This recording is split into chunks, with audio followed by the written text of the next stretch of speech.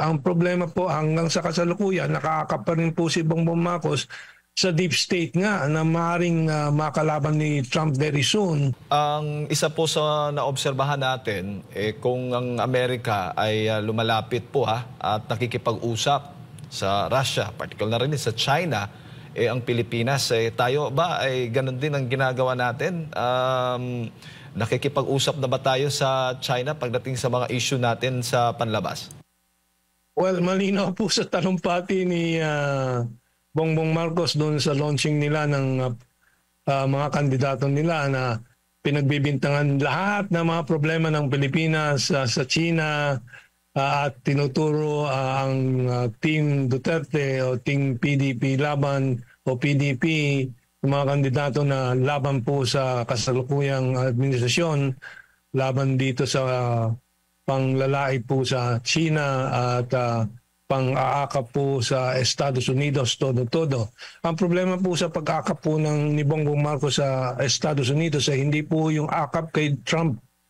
Dahil mukhang ayaw ni Trump yung akap ni Bongbong Marcos. Ang problema po hanggang sa kasalukuyan, nakaakap pa rin po si Bongbong Marcos sa deep state nga na maaaring makalaban ni Trump very soon. At this might break out into the open. Dahil po narinig na natin po yung mga batikos kalaban kay Trump nitong mga super hawks sa Estados Unidos. No? So yun ang problema ni Bongbong Marcos. Nakatali po siya, nakatanikala siya sa deep state. Dahil yun ang mukhang na ging kausap po niya through Biden, yung mga inaareglo po niya, whatever they are, dun sa mga secret deal niya sa Estados Unidos na nagbenta po siya ng kaluluwa niya sa Estados Unidos. Opo. Bago ko lang ipasa kay partner Admar, Sir Man, itong ginawa po ng Pangulong Donald Trump na denuclearization, sa tingin po ninyo, hindi na po, ito'y nagpapatunay lamang na ayaw po ng gyera talaga ang Pangulo ngayon ng Amerika. At posibleng yung mga haka-haka, yung ating mga pagdududa, mga sinasabi, usap-usapan o na magkakaroon nga ng mga gyera banda dito sa ating bansa, sa mga kapitbahay natin, posibleng ito'y mahinto na.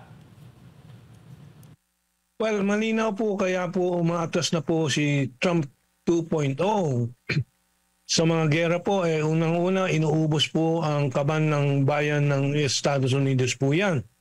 And it will be taking 10 more years at least bago po sila makabalanse po ng kanilang budget at revenues, yung kinikita po nila.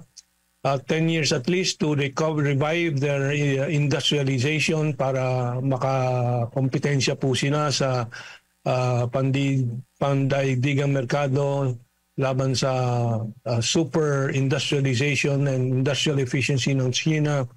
So mahaba pa pong panahon and talagang walang choice, walang ibang paraan ng Estados Unidos kung di umatras muna dahil po talagang talong-talo po sila. At itong isang malaking bagay po na nangyari po itong mga nakarang linggo ay yun na nga, yung pag-amin ng Estados Unidos na talo sila sa Ukraine. And yan po ay pag-aamin din po na kung sakaling magkaroon ng labanan po ng Amerika at China ay matatalo din ng Amerika. So this is a very clear admission na marami pong pag-aayos ang gagawin dapat ng Estados Unidos sa sarili niya. So that's good news and it will last. But the pressure is still there on Trump to do some crazy things sa mundo.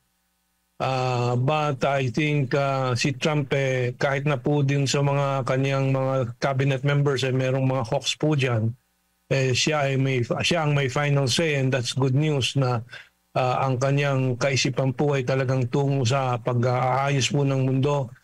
Katulong, kabalikat po ang Russia at ang China. So yun ang magandang balita po.